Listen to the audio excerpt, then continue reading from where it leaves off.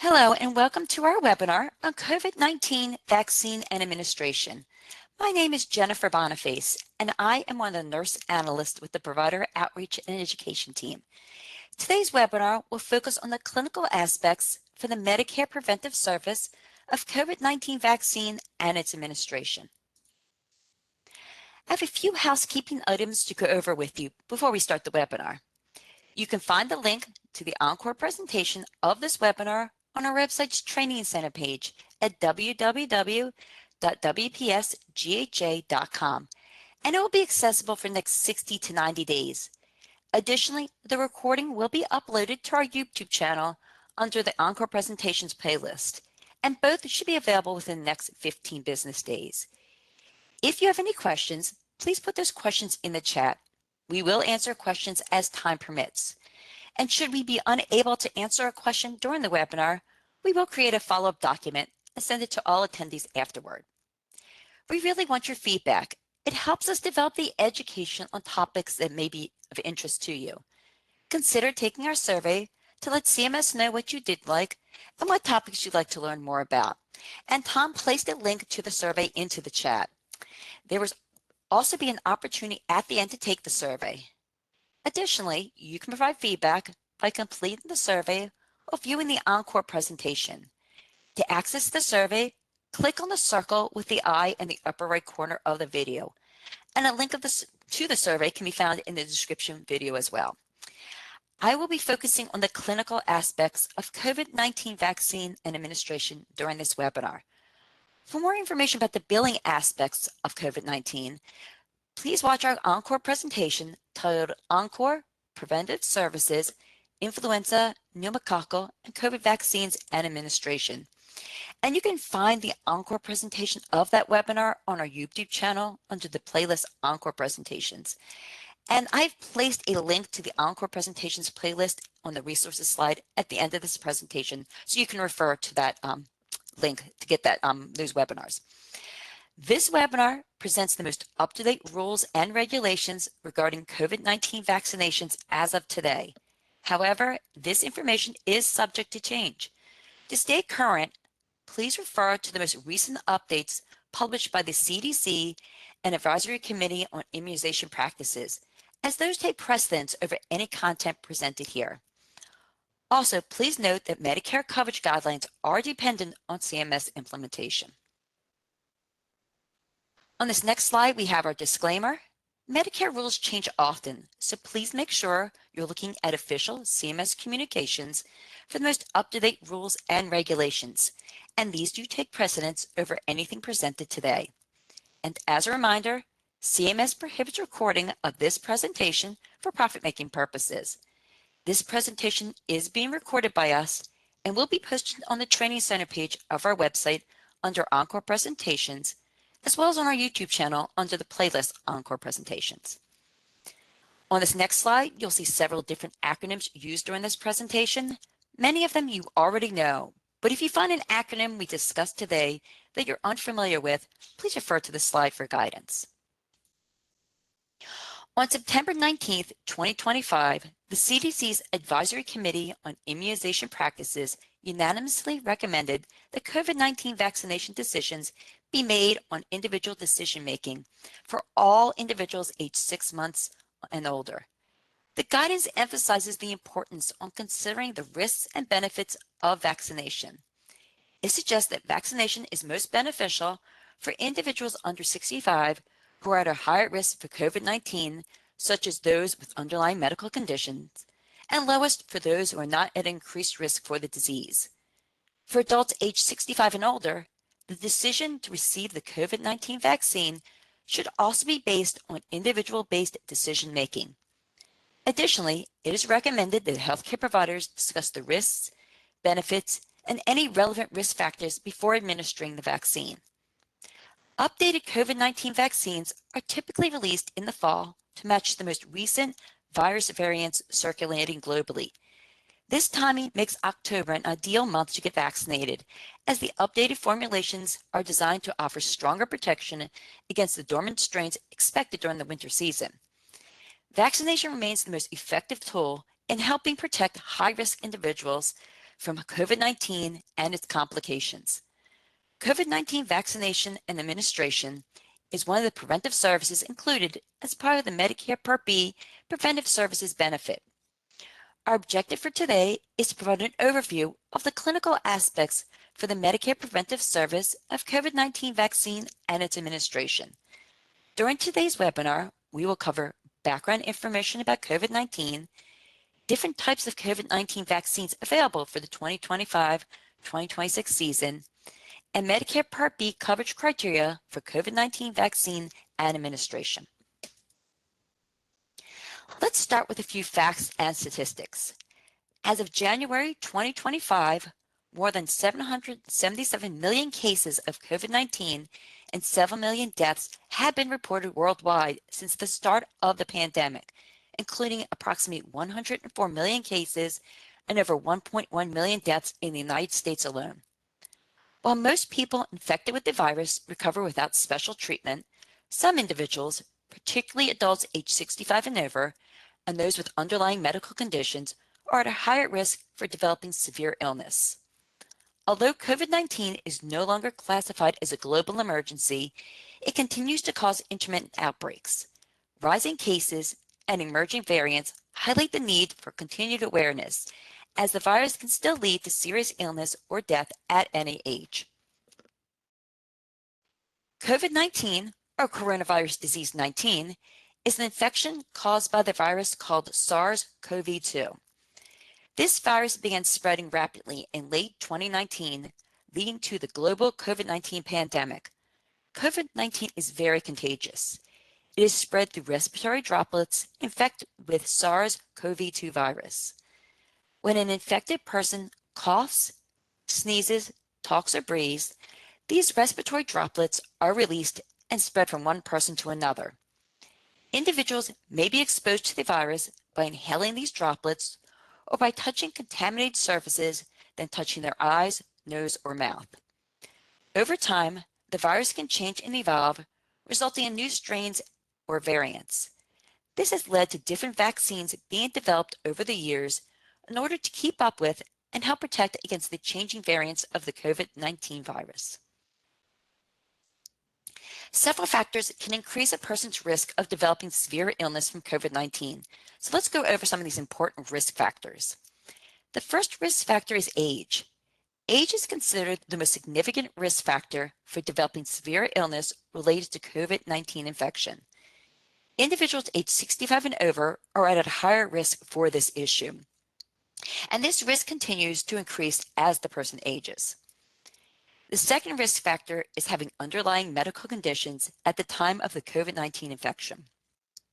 These conditions include, but are not limited to, asthma, cancer, cerebrovascular disease, chronic kidney, lung, or liver disease, cystic fibrosis, dementia, diabetes, heart disease, hematologic blood disorders, certain mental conditions such as depression or schizophrenia, and obesity. Having a disability such as cerebral palsy, Down syndrome, or intellectual or developmental disabilities may place a person at a higher risk for developing severe illness due to contracting COVID-19. This risk may be attributed to both the person's underlying medical conditions as well as social factors such as access to healthcare. The next risk factor is being immunocompromised due to an underlying medical condition or use of immunosuppressive medications or treatments. This includes individuals with weakened immune systems due to medical conditions such as HIV and AIDS, cancer treatments such as chemotherapy, organ transplantation requiring immunosuppressive medications, or other immunosuppressive therapies. A compromised immune system makes it harder to fight infections, including COVID-19, leading to more illness and more severe illness. The fifth risk factor is living or working in a high-risk setting. For example, people who live in long-term care facilities like nursing homes or assisted living centers are at a higher risk. This is because these places often have many people living close together, which makes it easier for the virus to spread quickly. Also, residents in these facilities are often older or have underlying health conditions, which can increase their chances of developing severe illness if they get COVID-19.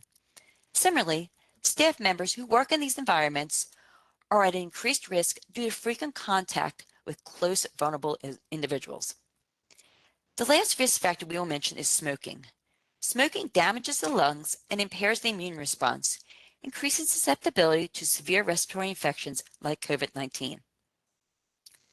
In some cases, individuals infected with COVID-19 may experience either mild symptoms or no symptoms at all.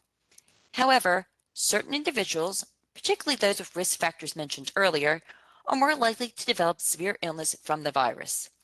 When symptoms do occur, they typically appear within 2 to 14 days after exposure and can last anywhere from 1 to 14 days. Common symptoms of COVID-19 include fever, chills, fatigue, headache, muscle aches, sore throat, congestion or runny nose, shortness of breath or dyspnea, dry cough, loss of sense of smell, loss of sense of taste, and nausea, vomiting, or diarrhea. If the person is experiencing any of the following symptoms, they should seek immediate medical treatment: difficulty breathing, cold, clammy skin, sinus of the skin, lips, or nail beds, persistent chest pain or pressure, drowsiness or loss of consciousness, new onset of confusion, or loss of speech or movement. Complications of severe COVID-19 infection include respiratory failure, sepsis, multi-organ failure, and thromboembolism. A condition called multi-symptom inflammatory syndrome can occur several weeks after a COVID-19 infection.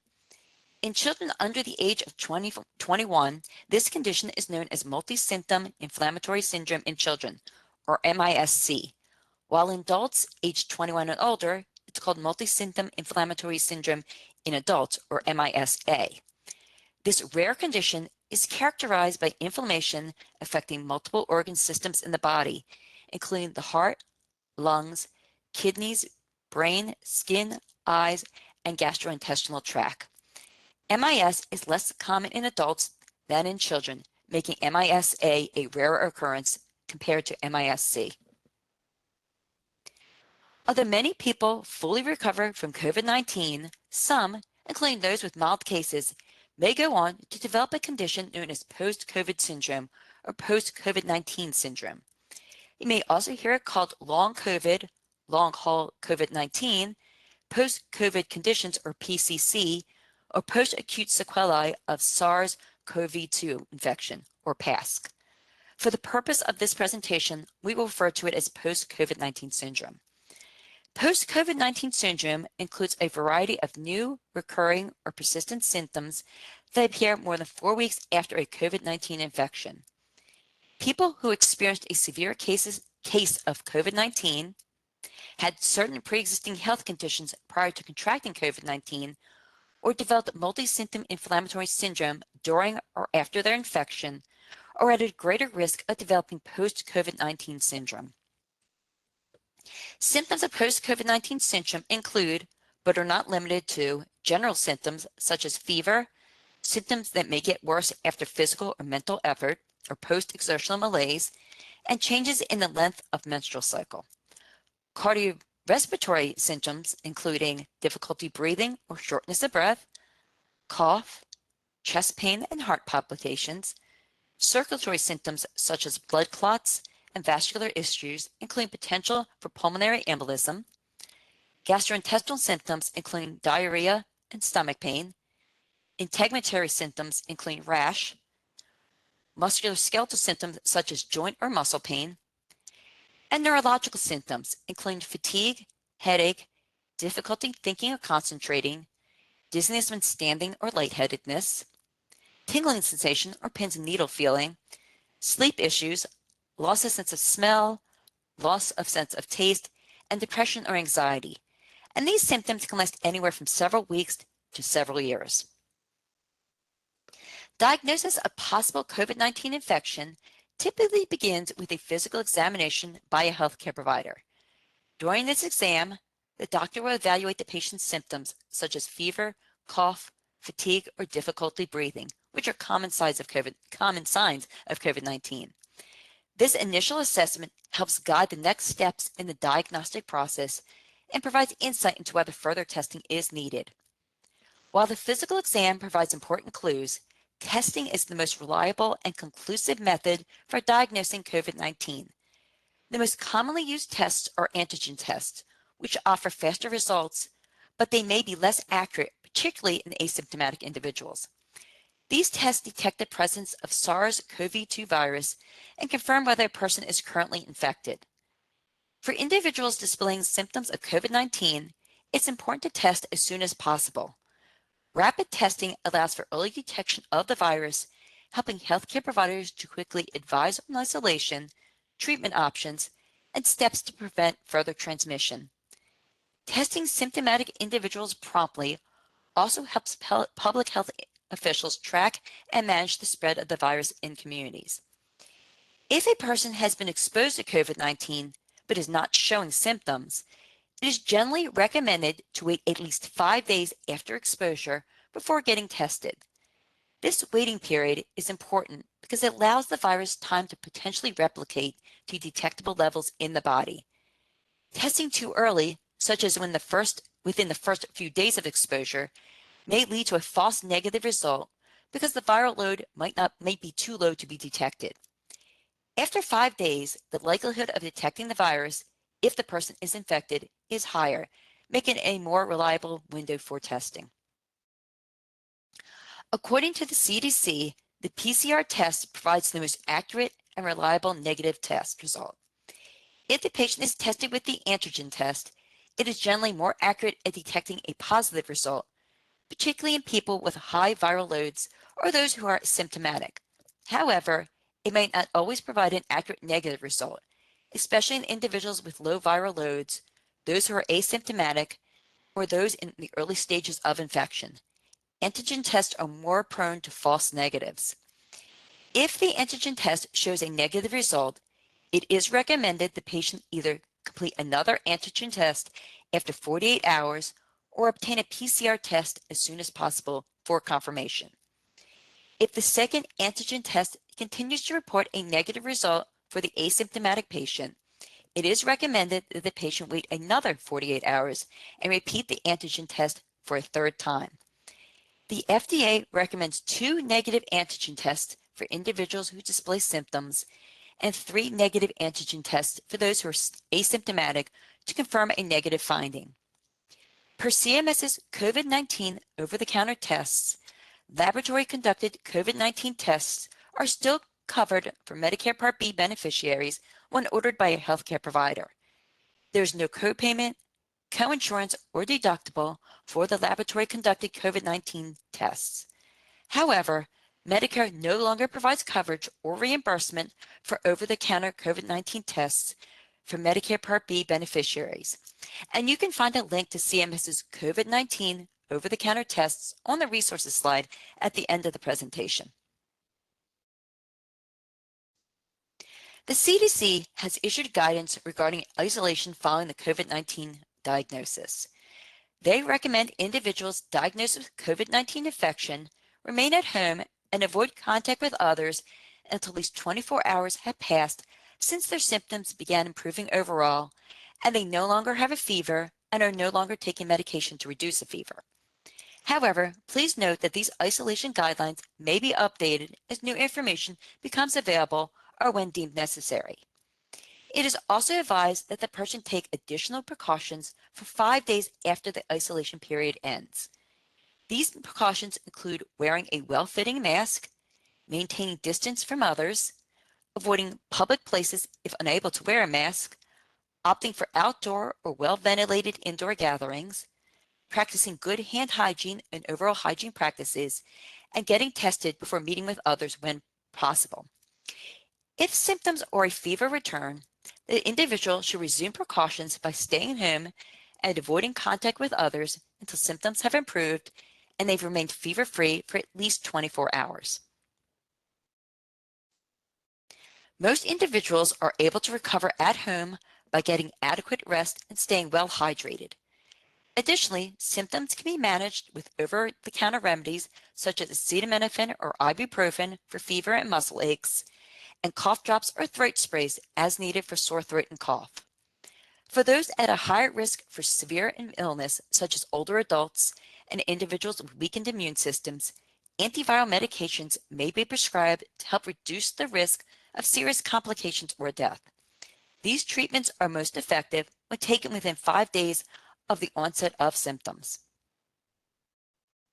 There are several measures individuals can take to help reduce the chances of contracting COVID-19. The first measure is getting vaccinated against COVID-19.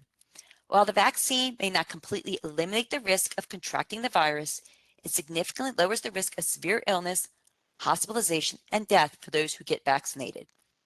Next is practicing good hygiene and health habits, such as washing hands frequently with soap and water or using an alcohol-based sanitizer if soap and water are not available, covering nose and mouth when coughing or sneezing by using the inside of the elbow or using a tissue, and make sure to promptly dispose of the used tissue and wash hands following coughing and sneezing, regularly cleaning and disinfecting high-contact areas such as doorknobs, light switches, and countertops, and avoiding large crowds and keeping a safe distance from others.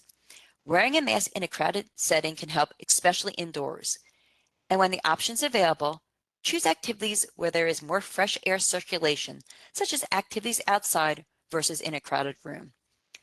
The last measure we will mention is getting tested for COVID-19 if having symptoms consistent with COVID-19 infection. If a person has tested positive for COVID-19 or is already symptomatic, advise them to take the following precautions. Follow the CDC isolation precautions by staying home and avoiding contact with others until at least 24 hours after symptoms have improved, there is no fever, and no fever-reducing medication is being taken. This also includes taking additional precautions for 5 days after the isolation period ends. Additionally, individuals at higher risk for severe COVID-19 infection should seek medical care from their healthcare provider. Before we continue, let's take a moment to briefly discuss the mental health aspects for those diagnosed with COVID-19 infection. For some individuals, a COVID-19 diagnosis can lead to increased stress, which may result in symptoms like insomnia, anxiety, or depression. In certain cases, these mental health challenges may trigger unhealthy coping mechanisms, such as substance abuse or thoughts of suicide. It's important for healthcare providers to assess patients for any mental health concerns or harmful behaviors and develop a strategy to support them through these challenges. This support can include depression screenings, counseling, and referral to community resources such as the 988 Suicide and Crisis Lifeline. While we won't go into detail on these services in today's session, we do have encore presentations available that delve deeper into the topic of mental health. A link to the mental health playlist on our YouTube channel is available on the resources slide at the end of this presentation. One of the best ways to reduce the risk of contracting COVID-19 and its associated complications is by receiving the COVID-19 vaccine. The FDA has instructed manufacturers of approved vaccines to develop monovalent formulations based on the JN1 lineage, prioritizing the LP81 strain for the fall 2025 respiratory season in the U.S. This recommendation followed the May 22nd meeting of the Vaccines and Related Biological Products Advisory Committee, which reviewed data from Moderna, Pfizer-BioNTech, and Novavax Sanofi. The committee unanimously recommended targeting the JN1 lineage to better align with circulating SARS-CoV-2 strains and to ensure the new formulations effectively match the evolving virus, particularly focusing on the LP81 strain. The FDA has approved the following updated COVID-19 vaccines for the 2025-2026 season to help protect against severe complications from COVID-19. Pfizer-BioNTech Comirnaty vaccine, Moderna Spikevax vaccine, Moderna's N-Next Spike vaccine, and Novavax Nuvaxovid COVID-19 vaccine. Let's now examine each of the newly approved COVID-19 vaccines for the 2025-2026 season in greater detail to gain a clearer understanding of how they work. The Pfizer-BioNTech and Moderna vaccines are mRNA vaccines. They use messenger RNA to deliver genetic instructions to the body cells. The mRNA instructs the cell to produce the spike protein found on the surface of the SARS-CoV-2 virus. Once the spike protein is made, the immune system recognizes it as foreign and builds a defense, preparing the body to respond if exposed to the actual virus in the future. These vaccines serve as a guide, prompting the immune system to recognize and respond to the virus. Both the Pfizer-BioNTech Comirnaty and the Moderna Spikevax vaccines contain the whole spike protein. Moderna's latest formulation, mNEXSpike, is a bivalent vaccine developed to improve protection against both the original strain of the SARS-CoV-2 and newer variants of the virus. It uses messenger RNA to encode a modified version of the entire spike protein, including key segments such as the receptor binding domain and the N-terminal domain to better target the variants. This updated vaccine uses a lower dose, about 1/5 the amount found in the original Spikevax, while maintaining strong immune responses capabilities. The Novavax Nuvaxovid vaccine is a protein subunit vaccine which works differently from mRNA vaccines. It contains a recombinant spike protein along with a matrix M adjuvant, which helps boost the body's immune response. Unlike mRNA vaccines that instruct the body's cells to produce the spike protein, Nuvaxovid delivers the spike protein directly. This allows the immune system to recognize the spike protein immediately, while the matrix M adjuvant helps stimulate a stronger and more effective immune reaction. Now that we've reviewed how each vaccine works, let's go over the indications and recommended dosages for each. First, we have Pfizer-BioNTech's Comirnaty. This vaccine is approved for adults aged 65 and older, as well as those for individuals aged 5 years to 64 years of age who have at least one underlying medical condition that increases the risk for severe COVID-19. It is administered as a single 0.1 milliliter dose. For those who've already received any COVID-19 vaccine, Comirnaty should be given at least 2 months after their last dose. Next is Moderna's Spikevax. Spikevax is approved for adults aged 65 and older, as well as for individuals aged 6 months to 64 years of age who have at least one underlying medical condition that increases the risk for severe COVID-19. It is administered as a single 0.5 milliliter dose for individuals aged 12 years old and older, and as a single 0.25 milliliter dose for those aged 6 months through 11 years. Dosing for children under 2 years of age depends on the number of prior Moderna vaccine doses received. For previously vaccinated individuals aged 2 years and older, Spikevax should be given at least 2 months after their last COVID-19 vaccine dose. The third vaccine is Moderna's mNEXSpike. This vaccine is approved for adults aged 65 and older, as well as for individuals aged 12 to 64 who have at least one underlying medical condition that increases their risk for severe COVID-19. It is given as a single 0.2 milliliter dose administered at least 3 months after their last COVID-19 vaccine dose. Lastly, we have Novavax Nuvaxovid. It is approved for adults aged 65 and older, as well as for individuals aged 12 to 64 who have at least one underlying medical condition that increases the risk for severe COVID-19. Nuvaxovid is administered as a single 0.5 milliliter dose. For those previously vaccinated, it should be given at least 2 months after their last COVID-19 vaccine dose. And all 4 vaccines are administered via intramuscular injection in the deltoid muscle. Possible side effects of COVID-19 vaccine may include soreness, redness, tenderness or swelling at the site of injection, headache, muscle aches, joint pain, fever, chills, nausea and vomiting, fatigue, and in rare cases, fainting shortly after the injection. A severe allergic reaction such as hives, widespread rash, swelling of the face, throat, and airway, problems breathing, wheezing, or low blood pressure can occur. Immediate emergency treatment is necessary if the patient shows any signs of severe allergic reaction. and healthcare providers should report any adverse reactions to the Vaccine Adverse Event Reporting System, or VAERS. Medicare covers COVID-19 vaccine and administration for all patients with Medicare Part B. CMS recommends providers review the FDA emergency use authorization criteria for the frequency of each COVID-19 vaccine. There is no copayment, coinsurance, or deductible as long as the healthcare provider accepts assignment.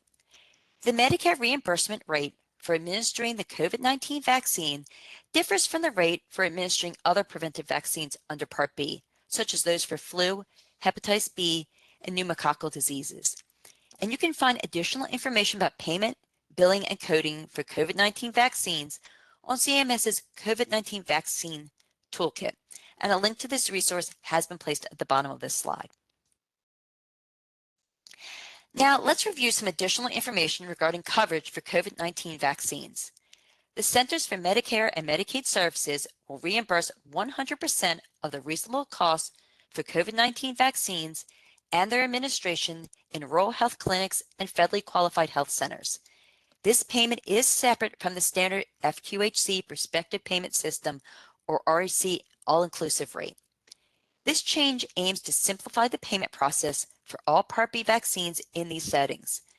Additionally, beginning July 1st, 2025, RHCs and FQHCs will be able to bill for all 4 types of Part B preventive vaccines, including the COVID-19 vaccine and its administration, at the time of service, regardless of whether a qualifying visit occurs.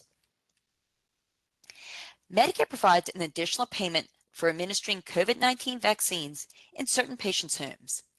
This includes patients who are unable to leave their homes due to a medical condition that limits their ability to leave the home without assistance, being more prone to contracting a disease if they left their homes, requiring considerable and taxing effort to leave the home, having a disability, or having a clinical, socioeconomic, or geographic barrier to receiving the vaccination outside their homes. Examples of the Medicare patient's home include a private residence, temporary lodging, for example, a hotel or motel, campground, hostel, or homeless shelter, an apartment in an apartment complex or unit in an assisted living facility, group home, or non-Medicaid nursing facility, and a Medicare patient's home that's been made provider-based to a hospital during the COVID-19 public health emergency. As of August 24th, 2021, the following 2 locations are also considered the Medicare patient's home: communal spaces in a multi-unit or communal living arrangement, and assisted living facilities participating in the CDC's Pharmacy Partnership for Long-Term Care program, where the resident vaccinations are provided through this program. The following locations do not qualify as a home for the additional payment amount: communal spaces of a multi-living or communal arrangement prior to August 24th, 2021, hospitals except when the Medicare patient's home was made provider-based to the hospital during the COVID-19 public health emergency, and Medicare skilled nursing facilities and Medicaid nursing facilities, regardless of whether they are the patient's permanent residence. Certification of homebound status is not a requirement for the patient to receive the COVID-19 vaccination in their homes. However, the healthcare provider should clearly document the patient's specific reason or barriers that prevent them from receiving vaccinations outside the home. Medicare provides the additional in-home payment only when the sole purpose of the visit is to administer 1 or more Part B preventive vaccines. If another Medicare covered service is delivered in the same home on the same day, the additional in-home payment will not be made. In such cases, only the standard vaccine administration fee applies. For calendar year 2025, Medicare pays approximately $45 for in-home administration of the COVID-19 vaccine and an additional in-home payment of approximately $40. These payments are geographically adjusted based on the location of the service and are updated annually to reflect changes in vaccination administration costs.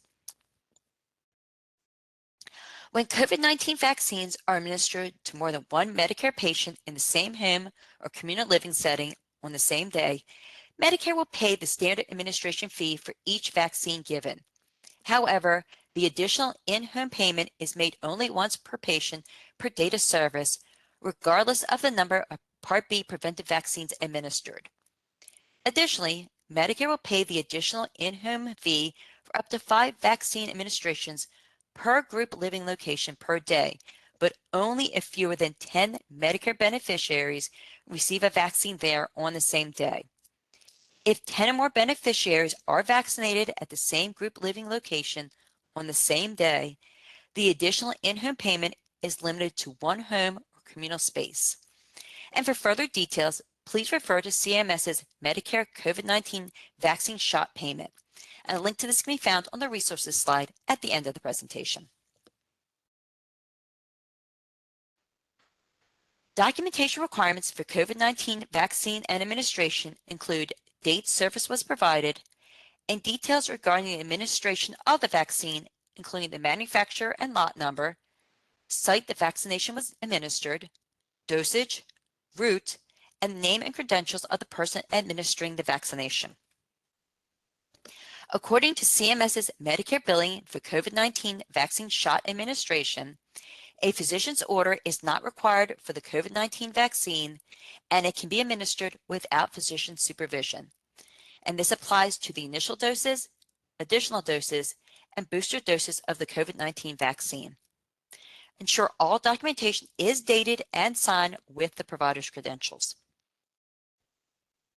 Vaccination against COVID-19 may help reduce the risk of infection and lessen the severity of related health issues, especially for those at high risk for severe outcomes. So as a recap, during today's webinar, we provided background information about COVID-19, including symptoms, testing, and treatment, reviewed the different types of COVID-19 vaccines available for the 2025-2026 season, and discussed the Medicare Part B coverage criteria for COVID-19 vaccine and administration.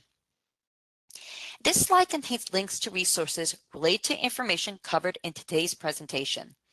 The first link is to the U.S. Department of Health and Human Services press release on September 19, 2025, related to the ACIP recommendations for COVID-19 immunizations.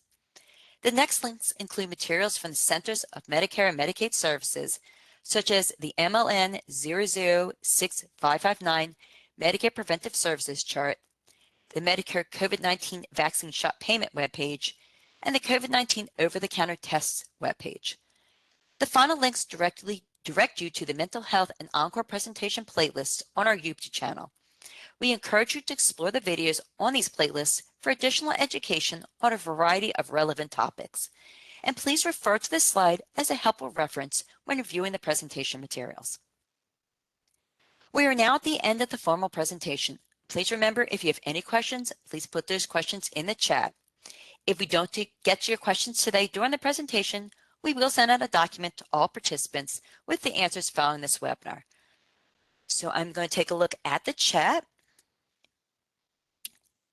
And I do not currently see any questions, but again, if you do have a question, just place it in the chat and I'll take a look before we end and answer that question if we do have any in there. For those attending today's live event, in a few minutes, you will receive an email thanking you for attending. And the email looks like what you'll see here on the left side of your screen. Do not delete it without reading it. This email contains your certificate of achievement, as well as a link to take the survey. And if you haven't completed it already, please take a few moments to complete the customer satisfaction survey. The contact hours for this event can be found in this email should you require them for earning credit to our continuing education units. If you don't see it, please check your junk or spam folder. Make sure to add the WebEx email address messenger@webex.com to your safe sender, safe receiver list to avoid these emails going to junk or spam.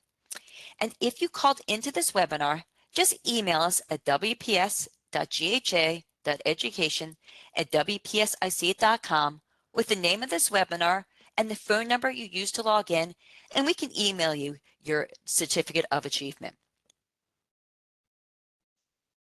Following today's live event, if you think of any additional questions, you have 7 days from today to submit them. Submit them to our education mailbox at wps.gha.education@wpsic.com and put COVID-19 vaccine and administration in the subject line. If you just put COVID-19 in there, we will receive it. And here is that email address. And we did put the subject line in there. So if you click on this, you can get right to that email address with the subject line.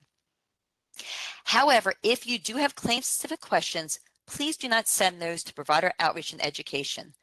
Please direct those questions to our customer service department, as we do not have access to your claim information and are therefore unable to look up claims. Also remember, we cannot accept any type of PHI or PII via email. If you haven't done so already, please take a few minutes now to complete a survey. Share with CMS and us about your experience today. Tell us about your experience, including what you liked, what we could do to improve, and suggestions for future education. Your feedback is really invaluable in helping us deliver the education you need. We use your feedback to develop topics for future education events. And there are several options you can use to take the survey depending on your preference. For those attending today's live event, the first option is to click the survey in the chat. The other option is to take the survey on the CMS Qualtrics page. So when you exit the webinar, you'll be asked to go to an external site. And that external site is the CMS Qualtrics page for the survey. And the message looks sort of like what you see here with that little yellow triangle. That site is not spam. It's actually directing you straight to our survey. And we'll also add the survey link to the Encore presentation. Just click on the survey picture at the end of the Encore presentation video to take our customer satisfaction survey. Based on your feedback, we've added several enhanced features to improve your educational experience. Our Encore presentation videos now include chapters, making it easier for you to find key information quickly. We've also introduced training indicators during our webinar registration to help identify the attended audience for each session. So for this one, we had CLIN, Part B. If it's a billing one, you might see bill, new to Medicare. So that really will help you decide what webinars really do apply to your practice. And we're hoping these enhancements make your learning experience even more valuable and accessible. And I'm just going to quickly look at the chat one more time. And I do not see any questions, so we'll move on to the ending. So on behalf of Tom, myself, and all the Provider Outreach and Education, thank you for attending today's webinar on COVID-19 vaccine and administration. As a reminder, this presentation will be posted as an Encore presentation on the Training Center page on our website. Remember to take our survey with the link provided. We look forward to your survey comments and hope to have you join us at future events. You may now disconnect.